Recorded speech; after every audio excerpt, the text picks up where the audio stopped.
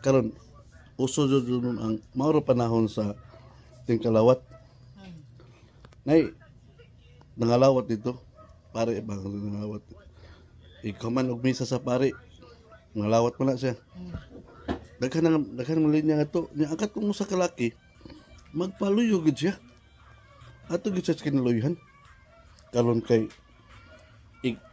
ang ighatag sa pare igana niya mausultim ng pare nga lawas ni Kristo.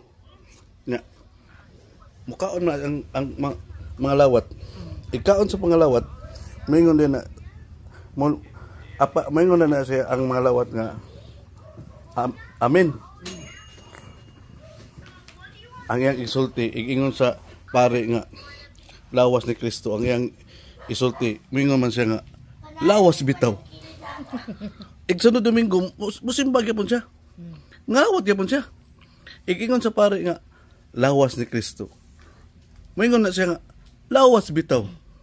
Karon mao gina ang gibuhat. Sige balik ang pare ba na irita na ba? Nahasulan na ang pare.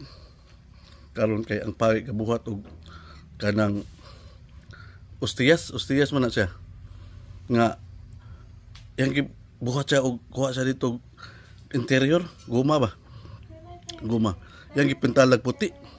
Siya ingon ang pare nga kabaos sig ko ani ron.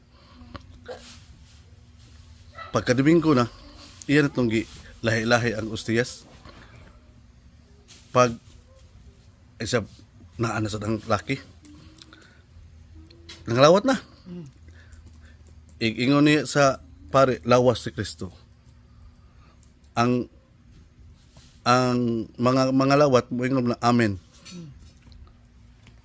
Pag abot na niya, siya ingon pare, bawas ko ani ron. Gikuha na niya katong iyang gibuhat. Iya din kitagan. Ingon din siya, lawas ni Kristo. Kaon din siya. Ingon siya nga, Dre, guma lagi ni Dre. Ingon na pare, guma bitaw. Nakabawas. Kabawas ang pare.